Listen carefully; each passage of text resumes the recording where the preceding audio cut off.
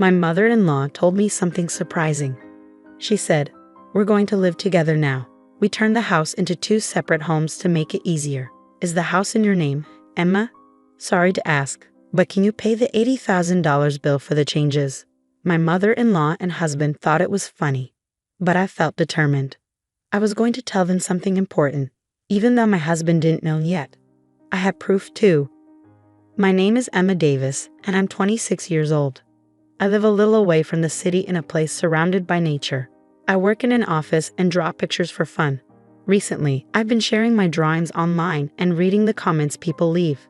My husband, who is 3 years older than me, and I have been happily married and living in our beloved old farmhouse since we got married. But there's been a visitor who comes by once a month since then, and they always give me a headache. "Emma, I'm here. Please open up quickly." I hurried to the front door when I heard the insistent banging. "Ah, it's my mother-in-law. I'll open it right away," I said, even though there's a doorbell right next to the door. I tried to smile as I opened the sliding door. There are so many bugs around here. It's so annoying. Is George still at work? Poor thing, even on Saturday. Oh, I brought some of his favorite food. I saw a tired-looking woman holding a big bag waiting at the door. As she chattered on, I tried to keep up my fake smile. This visitor, who comes once a month, is none other than my husband's mother, my mother-in-law. Since my husband is an only child, she feels it's her duty to look after him even after we got married. She even gives me tips on how to manage the house. Last time she visited, she rearranged the whole fridge, making it a hassle for me to prepare breakfast the next day. I remember my husband telling me before we got married, if my parents ever need care, we'll live together. I hope you understand. I'm disappointed at the thought of leaving our lovely old house when the time comes, but I've accepted it. What bothers me more is the idea of living with my mother-in-law all the time. I feel sorry for my husband, as it's not something I'm looking forward to. Fast forward 2 years into our married life in the farmhouse. My husband told me that his father slipped on the stairs at home and broke his leg. They'll need our help from now on. Let's live together, just like we talked about before we got married. Yes, I'm worried too. So I think it's a good idea. Can I still do my drawings? I was concerned about my father-in-law's health, so I agreed to move in with them without hesitation. But I was worried that taking care of my in-laws and doing housework might leave me with no time for my drawing hobby. Whether he knew about my worries or not, my husband just said, "I want you to focus on the house," and left for his office. Left alone in my room, I felt like I was giving up on my husband.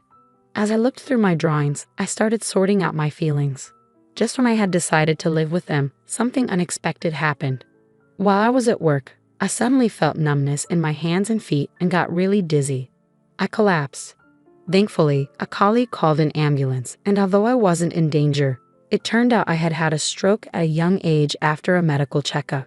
Even though I had been warned about high blood pressure during health checkups before, I regretted not taking it seriously and going to the hospital. From the time I found out about the illness to being hospitalized, including tests, surgery, and recovery, it took about 2 months. It all happened so quickly, and I realized my husband showed very little concern for me. After being diagnosed with a stroke at a young age, I called my husband with trembling hands. But all I heard was disappointment in his voice, saying, "So living together will have to wait, huh?" I couldn't believe he was more worried about living arrangements than my health.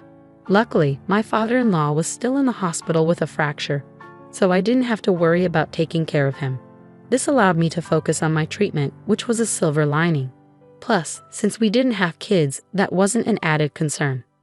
Suddenly, I thought of my mother-in-law, always talking about wanting to see her grandchild soon. But I pushed that thought away and grabbed my sketchbook. Lately, I had been too busy with preparations to live with my in-laws and undergoing tests since my stroke to indulge in my favorite pastime of drawing. I knew once I moved in with them, I'd have even less time for it. I decided to view my time in the hospital as a gift of freedom from God and resolved to enjoy my hobby to the fullest. Once this period was over, I promised myself to give my best to my husband and in-laws, whether it was doing chores or anything else. The 2-month hospital stay flew by, and finally it was time to leave. My husband casually asked if he should pick me up, but I wanted some time alone, so I declined, feeling a bit guilty. As I rode the bus, I looked out the window and saw the familiar scenery. I realized I was already near home. The sunlight shining on the lush green leaves was breathtaking, and I felt a mix of emotions, thinking goodbye to this beautiful natural setting. Since my in-laws' house is closer to the city, my life is going to change a lot from now on.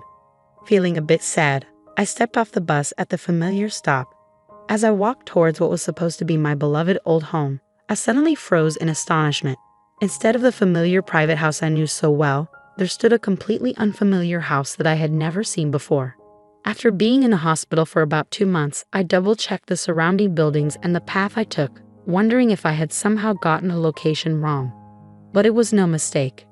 There was no point in wandering around, so I timidly pressed the intercom of the unfamiliar house.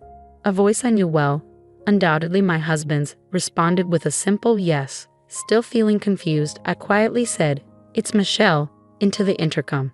The front door creaked open and my husband, dressed casually, appeared. "Ah, welcome home. You're back earlier than I expected. I had the day off today. I could have picked you up," George said. "George, what happened to our house? Why has it changed so much?" I interrupted him, feeling disbelief, noticing his relaxed demeanor, perhaps indicating he had just woken up with his messy hair. Ignoring my anxiousness, George only responded vaguely, "Huh. What's going on? What happened?" without addressing my question. Just then, laughter echoed from inside the house. Unable to believe it, I pushed past my husband and made my way to the living room. Opening the unfamiliar door leading to the living room, I saw my mother-in-law lying on a couch, watching TV. She was laughing heartily, holding her stomach. "Why is my mother-in-law in this house?" I asked, bewildered. "Michelle, welcome back. Hospital stays can be long, but don't worry. I took care of the house while you were gone," my mother-in-law said casually. I was puzzled by what my mother-in-law meant by taking care of the house. Did she mean chores? With a sinking feeling, I pressed her on why our old house had changed so much. Without any hint of remorse, she replied, "Well, since we're all going to live together, I thought it would be more comfortable to remodel it into a duplex." The words "remodeled it into a duplex" kept echoing in my head. My mother-in-law had always been one to meddle in our lives, but I never imagined she would renovate our house without asking. And weren't we supposed to move into my in-laws' house, closer to the city center? Every time she visited our old house, she complained about the bugs and the walk from the station. So why all the changes now? "Oh, and if something else important I have to tell you," my mother-in-law said, switching off the TV with a grin. "The remodeling cost a bit. I believe the title to this house is under your name, Michelle. I'm sorry, but could you handle the payment?" My mother-in-law chuckled, devoid of any hint of apology. "Ah, it's $80,000, she said, her smile growing wider. "That's the cost of remodeling, and the title to this house comes with it, Michelle. $80,000. Her unexpected words hit me like a punch to the head, and my legs started shaking. I couldn't even find the words to respond. As I stared at my mother-in-law, stunned and laughing without a care, my husband appeared at the entrance and slipped into the living room. Seeing him, I instinctively moved towards him, holding on to a faint hope that he would support me. I repeated to my husband exactly what my mother-in-law had said, desperately awaiting his reaction, but all I got from him was a cold reply. "Well, that sounds about right. You'll handle it, won't you?" That's just who he is. When I had a stroke, he cared more about our living arrangements than my health. He's the kind of man who listens to his mother's every word, no matter how absurd. A man who always believes his mother is right. My discomfort and dissatisfaction towards my husband reached a boiling point. Once it overflowed, I was done. With all my heart, I decided I would leave this family behind. "I understand now, George. I'm going to divorce you and your mother, Cecilia. And no, Cecilia, you can handle the renovation costs on your own." I declared this all at once and turned my back on them, intending to leave the room quickly, but they weren't going to let me go so easily. "I've been losing interest in you anyway, so it's no big deal.